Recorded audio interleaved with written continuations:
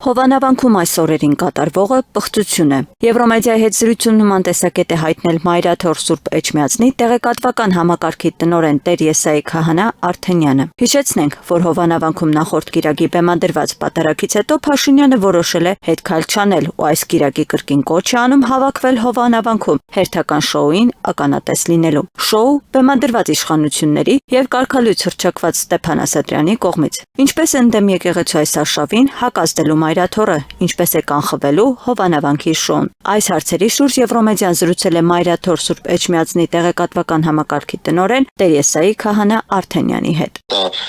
անօրինական եւ սրբապիղծ քայլ է եւ օրինական բոլոր ճանապարհներով Մայրաթորը իր իրավունքներին տեր է լինելու։ Որոնք են այդ օրինական ճանապարհները։ Փաստաբանները արդեն հայտարարել, որ հաղորդումներ են տվել ոստիկանությանը ներխուժման համար անօրինական եւ նաեւ փաստաբանը Իրանից հաղորդում է տվել, որ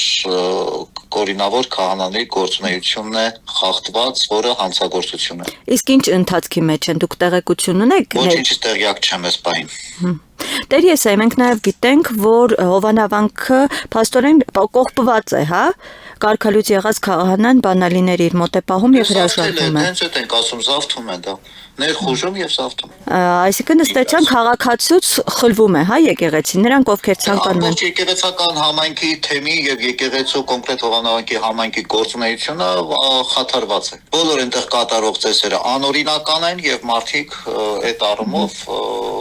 մարդկանց հոգեվոր կյանքը խախտված է, աղճատված է։ Դուք հետևել եք Նիկոլ Փաշինյանի արձագանքին։ Ինքը օրնագրառում էր արել, ասում էր, այսպես էր մոտավոր բնույթը, մեջբերեմ ասում են, որ ամենամեծ սրբապիղծը Հովանավանքում կատարվածը սրբապղծություն է համարվում, անդրադառնալով Մայրաթորի կաթողիկոսի արձագանքին, այսպիսի հայտարարություններ են հնչում։ Ես այդ բոլոր բաներին չեմ ուզում մեկնաբանություն տամ, չեմ ուզում մեկնաբանել։ Տեր Եսայի, հիմնական հասարակության զայրույթը կայում է նրանում, որ ասում են Մայրաթորը որպես այդպեսին չի